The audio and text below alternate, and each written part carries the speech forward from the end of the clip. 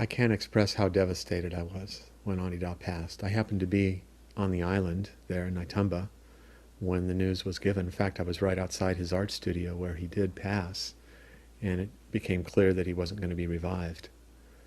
And I thought that his death was unthinkable. I just couldn't imagine that I thought it was absolutely premature, that we needed him, devotees, and also the world needed him desperately. And so I wondered how it was going to be possible for his work to survive. But then, as time went on, and two things occurred. One, I began to feel his spiritual presence more and more profoundly in my life, day in and day out. And in some sense, paradoxically, I felt that his spiritual presence was magnified. I remember one time that he said that this body, meaning his physical body, was the greatest advantage to devotees. He said, but it was also our greatest impediment. And the reason for that is that we were dependent on his body. And we would then require him to animate the signs of his life and his work in our company. And we would always be waiting for the next thing to happen, and he was always going to take the lead. But in fact, he was communicating an eternal freedom, an eternal condition that had nothing to do with action, really. It had nothing to do with conditions at all in life. It's an eternal freedom and an eternal happiness, and it has nothing really to do with the body or the mind. What he was doing in communicating all of those teachings, all of his work that he did with devotees, was for the sake of establishing a spiritual process that could be accessed at any time throughout human history in perpetuity, and that there was no limitation in the fact of his passing. In fact, it was perfectly timed with a moment when devotees would have to stand up and embrace the reality of all the gifts that Adi Da had given during his lifetime and live on the basis of those. And that's what we've begun to do.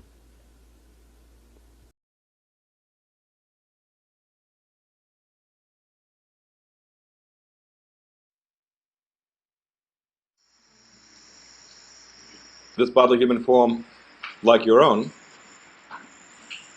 is a conditional manifestation, will cease to appear at some point. So you must understand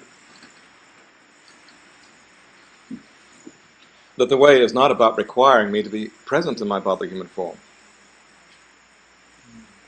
As long as it is here as a lila of revelation, of instruction, to generate the way forever.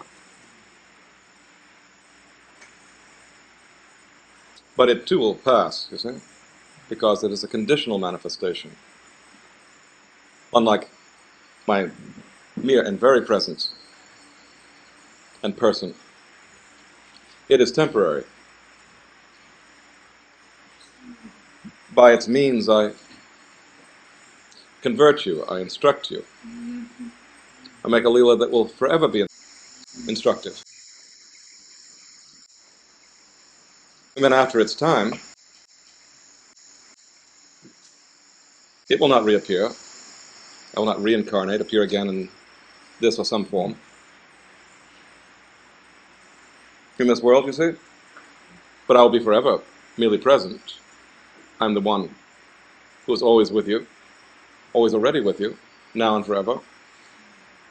I've taken on this bodily human form in which, for the sake of revealing that to you. Some might say, after the lifetime of this body-mind, oh, those were the good old days, if only I were there then. Like some now say, oh, garbage in the goddess time, those were the really good old days, I wish I was there then, you see? It's got nothing to do with my purpose and the truth I'm revealing to you. It is, this bodily human form is temporary means, and after the lifetime of this body, or this bodily human form, the reflections of it, the murti forms and so on, will, like the leelas generated by my appearance in this form, be forever instructive and useful as points of concentration, means whereby to enter into communion with me, I will still be merely present then. This bodily human form is not required forever.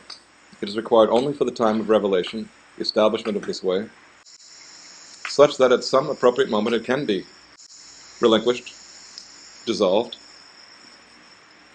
and devotees will have understood the way and how it is the way of associating with the power of my eternal samadhi, my eternal presence in person, of a spiritual and ultimate nature, which cannot be gone, cannot and will not be withdrawn.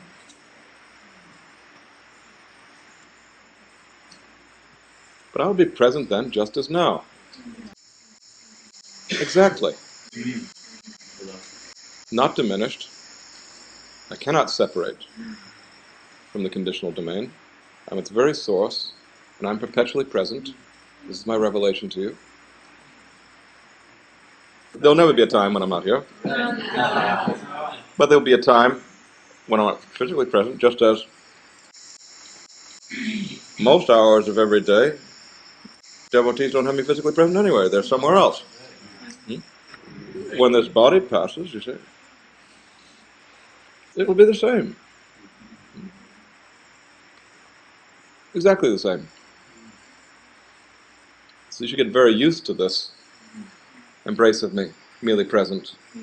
This body showing itself simply in the form of my samadhi.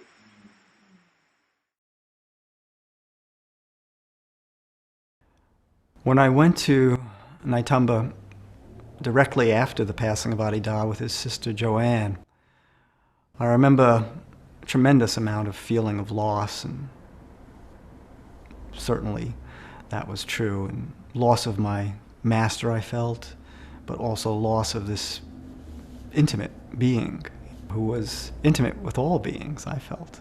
He would just be that way with everyone. And I remember at one point they were having a sitting with Adi Da. They called a sitting. He had passed, so I'm saying to myself, what do they mean, a sitting with Adi Da? We're going to go into this temple and sit with Adi Da. They're going to have a sacred sighting of him, as was done during his life.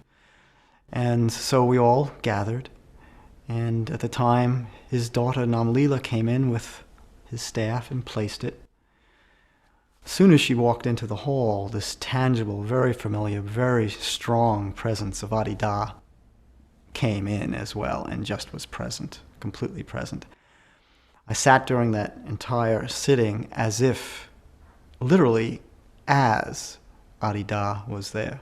He was there. There was no doubt in my mind. My heart broke in such a way of the relief of even the sorrow, and then feeling him that present, that alive, exactly as it felt during other sittings when he was in the body, really blew my mind, I would say. And I walked out, sort of backed out of the hall, and I just said to myself, he did it. He did it. A little humorously. And what was true, it was the greatest thing to know that there is no separation, even beyond time and the bodily human form with Adi Da.